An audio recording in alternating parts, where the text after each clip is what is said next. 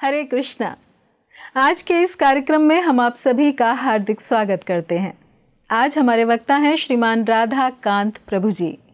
प्रभु जी ने अंतर्राष्ट्रीय कृष्ण भावनामृत संघ इस्कॉन के संस्थापक आचार्य कृष्ण कृपा मूर्ति अभय चरणारविंद भक्तिवेदांत स्वामी श्रील प्रभुपाद के प्रिय शिष्य परम पूज्य गोपाल कृष्ण गोस्वामी महाराज से दीक्षा प्राप्त की है। प्रभु जी ने IIT कानपुर से बीटेक तथा एरोस्पेस इंजीनियरिंग में एमटेक किया है और वे प्रारंभ से ही अपने शैक्षिक जीवन में अत्यंत ही मेधावी रहे हैं। प्रभु जी IIT कानपुर से रजत पदक विजेता हैं व उन्होंने प्रमुख संगठनों के साथ कार्य भी किया है। वृंदावन में इस्कॉन द्वारा संचालित Bhakti Vedanta Gurukul and international school BGIS में प्रभु जी सन 2009 से सेवा कर रहे हैं व वर्तमान में वे वहाँ के मुख्य प्रशासनिक अधिकारी हैं।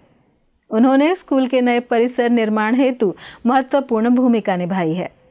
प्रभु जी एक अत्यंत ही प्रेरक वक्ता हैं। वे विभिन्न संस्थानों में एक विजिटिंग फैकल्टी हैं और विश्व भर के इस्कॉन केंद्रों में आध्यात्मिक ग्रंथों पर प्रवचन देते रहते हैं। तो आइए श्रवण करते हैं श्रीमान राधा कांत प्रभु जी के श्रीमुख से। धन्यवाद। हरे कृष्णा। हरे कृष्णा। हरे कृष्णा टीवी की तरफ से मैं आप सबका हार्दिक स्वागत करता हूं। इस कार्यक्रम में हम लोग चर्चा करेंगे भगवान श्री जगन्नाथ जी के बारे में। भक्तवत्सल जगन्नाथ। तो भारत में अनेक तीर्थ स्थान हैं। हम तो जानते ही हैं पुण्यभूमि भारत में बहुत तीर्थ स्थान है, वृंदावन, हरिद्वार, अयोध्या, द्वारका आदि। लेकिन कहा जाता है 4 धाम बहुत विशेष हैं। उत्तर में बद्रीनाथ, दक्षिण में रामेश्वरम, पश्चिम में द्वारका और पूर्व में जगन्नाथपुरी। तो 4 युग हैं हमारे। तो हर एक युग में एक धाम की महत्व है। तो सतयुग में जो सबसे मुख्य धाम है वो है बद्रीनाथ, क्योंकि सतयुग में भगवान नर नारायण ऋषि के रूप में आए और बहुत तपस्या किया उन्होंने, क्योंकि सतयुग का युग धर्म है ध्यान। तो भगवान ने खुद दिखाया कैसे ध्यान करना चाहिए, तपस्या करना चाहिए। तो इसलिए सतयुग का धाम बद्रीनाथ, भगवान नर नारायण ऋषि की पूजा करते हैं वहाँ पे। त्रेता युग में धाम है रामेश्वरम। वहाँ भगवान श्री राम आए थे, उन्होंने शिव जी की पूजा की थी। और त्रेता युग का युग धर्म है यज्ञ करना। तो त्रेता युग का धाम है रामेश्वरम। फिर द्वापर युग में भगवान श्री कृष्ण द्वारिकाधीश द्वारिका में विराजमान रहे, तो इसलिए द्वापर युग का धाम है द्वारका धाम। और द्वापर युग का युग धर्म है भगवान की शिव गृह की सेवा करना। लेकिन कलयुग में लोगों की आयु इतनी कम हो जाती है, हमारे पास इतनी सुविधाएं कम हैं, तो कलयुग में एकमात्र धर्म हम सबके लिए है हरिनाम संकीर्तन, भगवान का नाम लेना। हरे कृष्णा कृष्णा कृष्णा हरे हरे, हरे राम राम राम हरे हरे। और इस कलयुग में जो हम पतित जीवात्माएं हैं उनका उद्धार करने के लिए भगवान बहुत ही विशेष रूप में प्रकट होते हैं। पतित पावन जगन्नाथ जी बहुत दयालु हैं। जगन्नाथ जी इस कलयुग में हम सबका उद्धार करने के लिए भगवान इस विशेष रूप में प्रकट हुए हैं। तो कई बार लोगों के मन में प्रश्न होता है, ये जगन्नाथ जी का रूप बड़ा अद्भुत रूप है, बड़े बड़े आंखें हैं, ऐसा साधारण रूप हमें देखने को मिलता नहीं है। तो आज हम थोड़ा चर्चा करेंगे कि भगवान का ऐसा अद्भुत रूप क्यों है, भगवान इतने भक्तवत्सल कैसे हैं भगवान जगन्नाथ। तो सबसे पहले तो मैं बताना चाहूँगा कि जगन्नाथ जी भगवान कृष्ण ही हैं और उनके बगल में उनकी भाई बलराम जी और बीच में बहन सुभद्रा। ये शायद एक ही मंदिर है भगवान का जिसमें भाई बहन एक साथ हैं। अधिकतर मंदिरों में राधा कृष्ण या लक्ष्मी नारायण होते हैं, लेकिन जगन्नाथपुरी में भगवान भाई और बहन वहाँ पे विराजमान हैं। और भगवान इतने दयालु हैं, बड़े बड़े आंखें हैं उनके, चकाडोला कहते हैं, पलक पिरी झपटते। क्यों? क्योंकि भगवान सब पे कृपा करना चाहते। जो भी आता है भगवान चाहते सब पे मेरी कृपा दृष्टि पहुँच जाए। इतने दयालु हैं जगन्नाथ जी। और इतने ज़्यादा दयालु हैं कि वो मंदिर से बाहर भी निकल जाते हैं, क्योंकि कई बार लोग मंदिर नहीं आ सकते, तो जगन्नाथ जी स्वयं बाहर जाते हैं और रथ यात्रा उत्सव में सब पे अपना कृपा दृष्टि डालते हैं। रथारूढ़ो गच्छन् पथि पदम उपकर्ण्य सदया स्तुति प्रादुर्भावम उपकर्ण्य सदया दया सिंधुर्बंधु सकल जगताम सिंधु सुतया जगन्नाथ स्वामी नयन पथगामी भव तुम्हें। तो भगवान ऐसे ही दयालु हैं, लेकिन रथ यात्रा में और भी दयालु हो जाते हैं और आपके सबको दर्शन देते हैं। और भगवान इतने दयालु हैं, कई बार हम कीर्तन भी नहीं कर सकते, दर्शन भी नहीं कर सकते, तो जगन्नाथ जी बोलते हैं अच्छा प्रसाद तो लेंगे, भोजन तो सब करते हैं। तो जगन्नाथ जी अपना महाप्रसाद से सबका उद्धार करते हैं। जगन्नाथ जी की महाप्रसाद की इतनी महिमा है कि जो एक बार भी महाप्रसाद सेवन कर ले उसका मनुष्य जीवन धन्य हो जाता है। तो इतने दयालु हैं जगन्नाथ जी, इतने भक्तवत्सल हैं। बहुत सुंदर कथाएं उनके भक्तों के बीच में आदान प्रदान, बंधु महांती ले लीजिए या दासिया बाउरी, ये सब हम लोग जो भक्तवत्सल भगवान की कहानियां हैं वो सब हम आगे आपको सुनाएंगे। तो आज मैं आपको बताना चाहूँगा कि जगन्नाथ जी का ये जो अद्भुत रूप है इसके पीछे क्या रहस्य है। Why Jagannath has a special form. Satyug में एक महान राजा थे, महाराज इंद्रद्युम्न। बहुत ही तेजस्वी सूरवीर राजा थे, पूरे भारत के सम्राट थे। उनकी राजधानी अवंती में था, जैसे आजकल उज्जैन जिसे कहते हैं। तो राजा के पास सारे धन ऐश्वर्य सब कुछ था, लेकिन उनके हृदय में एक असंतोष था। वो भगवान के बहुत महान भक्त थे। उनके मन में एक तीव्र इच्छा थी कि मैं इन आँखों से भगवान के साक्षात दर्शन करूं। महाराज इंद्रद्युम्न साधु संतों का बहुत सम्मान करते थे, संग करते थे। एक बार उन्होंने सारे प्रमुख साधु और ब्राह्मण को बुलाया अपने दरबार में और उनसे प्रश्न पूछा। उनसे राजा ने विनती की कि आप सब महान भक्त हैं, मुझे बताइए ऐसा कौन सा स्थान है जहाँ पे मैं भगवान के साक्षात दर्शन कर पाऊँ, इन आँखों से मैं भगवान के साक्षात उनके सुंदर रूप का दर्शन कर पाऊँ। तो उस सभा में एक बुजुर्ग ब्राह्मण थे, उन्होंने बोला हे राजन, मैं आपको बताऊंगा एक विशेष स्थान है जहाँ पे आप साक्षात भगवान का दर्शन कर सकते हैं। वह उत्कल प्रदेश या उद्र देश जो आज के दिन उड़ीसा कहलाता है, वहाँ पे एक बहुत ही सुंदर स्थान है समुद्र के किनारे जिसको पुरुषोत्तम क्षेत्र कहते हैं। वहाँ पे भगवान नील माधव के रूप में विराजमान है, नील पर्वत में, और बहुत ही अद्भुत रूप है भगवान का। चतुर्भुज रूप है, बहुत सुंदर आंखें हैं, भगवान कौस्तुभ मणि धारण करते हैं। तो वास्तव में हे राजन, अगर आपको साक्षात भगवान के दर्शन करने हैं तो आपको वहीं जाना पड़ेगा। और उतने कहे कि वो साधु वहाँ से चले गए। और राजा तो बहुत प्रसन्न हुए कि मुझे पता चल गया भगवान के कहाँ दर्शन कर सकता हूँ, लेकिन कैसे जाऊँ, वो कहाँ पे है पुरुषोत्तम क्षेत्र। तो राजा ने फिर अपने जो विश्वस्त लोगों को बुलाया। फिर राजा ने विद्यापति को चुना। विद्यापति राजा के बड़े खास मंत्री थे। तो महाराज ने विद्यापति को भेजा, हे विद्यापति आप जाओ और ढूंढ के लाओ पता कहाँ पे नील माधव जी के दर्शन कर सकते हैं। तो विद्यापति निकल गए, वो भी बड़े प्रसन्न थे। राजा ने बड़ा अच्छा उनका आदेश दिया, वो भी भगवान के साक्षात दर्शन करने का अवसर उन्हें प्राप्त होगा। तो विद्यापति निकल गए और वो ढूंढते ढूंढते उत्कल प्रदेश में आए। फिर समुद्र के किनारे पुरुषोत्तम क्षेत्र में भी पहुंच गए, नील पर्वत के पास पहुंच गए और वहाँ पर उन्हें पता लगाया कि कौन से ऐसे अद्भुत रूप में भगवान विराजमान है। उनको पता चला कि हाँ एक मंदिर है, लेकिन वो गुप्त मंदिर है, हर कोई वहाँ जाना संभव नहीं है हर कोई व्यक्ति के लिए। विश्ववसु जो सबर समाज था वहाँ का, उसके नेता थे। तो विश्ववसु हर दिन जाते थे और नील माधव की सेवा करते थे। जब वापस आते थे ना वो सेवा करके, तो इतने अद्भुत फूल माला और प्रसाद लेके आते थे कि उनके सुगंध कई किलोमीटर तक फैल जाती थी। माला कभी सूखती भी नहीं थी। क्यों? क्योंकि देवता लोग स्वर्ग से आते थे और उन माला और प्रसाद भगवान को अर्पण करते थे। तो ब्रह्मा जी, शिव जी सब आते थे नील माधव की सेवा करने। तो विद्यापति तो बड़े प्रसन्न हुए, उनके मन में उत्कंठा और बढ़ गई, मैं कैसे दर्शन करूं भगवान नील माधव के, और मैं फिर राजा को ये शुभ समाचार दूंगा। उन्होंने बहुत विनय अनुमति किया उन्होंने शबरराज से, मुझे एक बार दर्शन का अवसर दीजिए। तो पहले तो शबरराज मना कर रहे थे विश्ववसु, लेकिन जब उन्होंने आग्रह देखा विद्यापति का तो अंत में वो मान गए ऐसा कहते हैं। उन्होंने उनके आँख में पट्टी बांध के और उनको ले गए दर्शन करवाने। और जब भगवान के सामने आए और उनके आंखों की पट्टी खुली, जब भगवान का उन्होंने अद्भुत दर्शन किया तो विद्यापति तो भाव विभोर हो गए।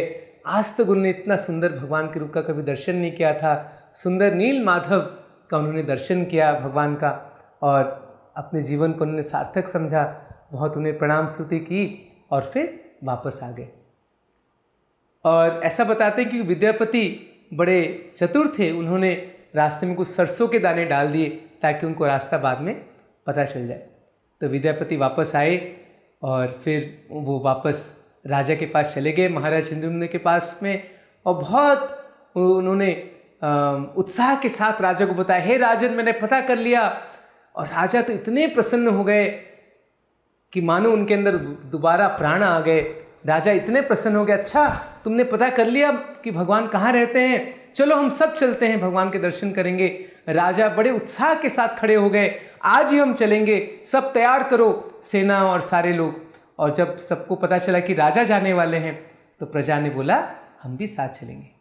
तो एक बहुत बड़ा मंडली अवंती उज्जैन से निकला उत्कल की ओर, जगन्नाथपुरी धाम की ओर भगवान का दर्शन करने। तो बहुत सुंदर कीर्तन करते हुए और सब आग्रह के साथ आगे निकले, भगवान के दर्शन करेंगे। फिर वो उत्कल प्रदेश के जो बॉर्डर है वहाँ पहुँचते हैं, सीमा में पहुँचते हैं। वहाँ उत्कल के राजा आते हैं स्वागत करने महाराज इंद्रद्युम्न का, क्योंकि वो चक्रवर्ती सम्राट थे। तो बड़े प्रसन्न होते उनसे मिलके।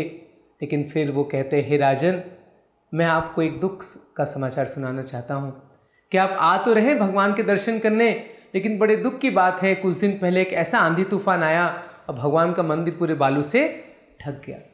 और ये सुनते ही मानो महाराज इंद्रद्युम्न पे एक वज्रपात हुआ, जमीन में गिर गए। बोले जीवन का क्या लाभ अगर मैं भगवान के दर्शन नहीं कर सकता, बहुत दुखी हुए। उसी समय भगवान के प्रिय भक्त नारद मुनि वहाँ पहुँचते हैं और नारद मुनि कहते हैं, हे राजन चिंता मत करो, आपके अंदर बहुत तीव्र इच्छा है भगवान का दर्शन करने का, भगवान अवश्य उसको पूरा करेंगे। धैर्य रखिए राजन, हम लोग आगे बढ़ते हैं, आगे चलते हैं पुरुषोत्तम क्षेत्र की तरफ। तो आगे चल के वो पुरुषोत्तम क्षेत्र पहुँचे और वहाँ पे फिर नारद मुनि ने उनको आदेश दिया, हे राजन आप 1000 अश्वमेध यज्ञ करिए। और फिर उन्होंने भगवान नरसिंह देव की स्थापना की कि भगवान नरसिंह देव जो है ना, ये भक्त वत्सल हैं, भक्त विघ्न विनाशक हैं। तो बहुत एक स्पेशल नरसिंह देव का मंदिर की स्थापना की और नरसिंह देव के सामने उन्होंने 1000 अश्वमेध यज्ञ संपन्न किया। कहते हैं सारे देवता भी इस यज्ञ में आए, इंद्र वरुण सूर्य इत्यादि, और 1000 यज्ञ पूरा हुआ। और उस समय राजा को एक विशेष स्वप्नादेश हुआ भगवान का। भगवान ने कहा, हे राजन मैं बहुत प्रसन्न हूँ तुम्हारी भक्ति से और बहुत जल्दी मैं प्रकट होऊंगा दारू ब्रह्म के रूप में, यानी लकड़ी के रूप में। 3 बड़े बड़े लकड़ी के रूप में मैं तैरते हुए तुम्हारे पास कुछ ही दिन में पहुंचूंगा समुद्र के किनारे। और ऐसा ही हुआ, कुछ दिन में भगवान 3 बड़े बड़े लकड़ी के रूप में प्रकट हो गए। इसको दारू ब्रह्म, लकड़ी के रूप में ब्रह्म। राजा बड़े प्रसन्न हुए, उनको अपने महल में लेके आए वो 3 लकड़ी को। अब अगला प्रश्न कि भगवान की मूर्ति बनाएगा कौन इनमें से? तो एक वृद्ध एक कारीगर या जिसको कहते हैं बढ़ई कारपेंटर आए वहाँ पे। कहते हैं विश्वकर्मा जी थे, कई बार लोग कहते हैं साक्षात भगवान स्वयं आए। तो उन्होंने कहा, हे राजन मैं मूर्ति बनाऊंगा, लेकिन एक शर्त है कि मैं जब बनाऊंगा मूर्ति तो कोई अंदर नहीं आना चाहिए। तो राजा ने कहा कोई बात नहीं, आप बनाइए। तो वो उन्होंने काम शुरू किया, बाहर से दरवाज़ा बंद था। कई दिन बीत गए, 15 दिन बीत गए। राजा के मन में संदेह हुआ कि ये तो वृद्ध कारीगर थे, कुछ गड़बड़ तो नहीं हो गया। तो 15 दिन के बाद उन्होंने दरवाज़ा खोल दिया और जब अंदर आए तो उन्होंने देखा कि एक अद्भुत रूप है भगवान का। हाथ ऐसे अंदर है, पाँव ऊपर हैं, आंखें बड़ी बड़ी है। तो उनको लगा शायद ये अपूर्ण विग्रह है। राजा बहुत दुखी हो गए, सर पीटने लगे, अरे मैंने कितनी बड़ी गलती कर दी, भगवान का कार्य पूरा नहीं हुआ, मैंने बीच में ही विघ्न डाल दिया। बहुत दुखी हुए राजन। तो फिर भगवान ने बोला कि हे राजन ये मेरा विशेष रूप है, नित्य रूप है जगन्नाथ जी का, मैं चाहता हूँ इसी रूप में सारे लोग मेरी पूजा करें। तो चिंता मत करो, तुम इसी की स्थापना करो। फिर महाराज बड़े प्रसन्न होके भगवान जगन्नाथ बलदेव सुभद्रा महारानी जी को स्थापित करते हैं, बहुत भव्य मंदिर बनाते हैं, और तभी से भगवान जगन्नाथ जी सबको दर्शन देके पूरे पृथ्वी का उद्धार कर रहे हैं, सब पे कृपा दृष्टि डालते हैं। अब हम चर्चा करेंगे एक और विषय पे कि आखिर ये भगवान की अद्भुत रूप आया कैसे। तो भगवान का अद्भुत रूप कैसे हुआ? भगवान श्री कृष्ण का रूप तो अलग दिखता है, लेकिन यहाँ भगवान कृष्ण के बड़े बड़े आंखें और ऐसा अद्भुत विचित्र रूप कैसे आया? तो इसकी कहानी स्कंद पुराण में वर्णन की गई है। आप सब जानते हैं कि भगवान श्री कृष्ण वृंदावन में प्रकट हुए, वहाँ पे उन्होंने लीला की, उसके बाद वहाँ से वो मथुरा चले गए, मथुरा से द्वारका चले गए, वापस वृंदावन लौट के नहीं आए, लेकिन ब्रजवासी हमेशा भगवान का स्मरण करते थे। उसी प्रकार भगवान भी द्वारका में हर समय अपने प्रिय ब्रजवासी भक्तों का स्मरण करते थे।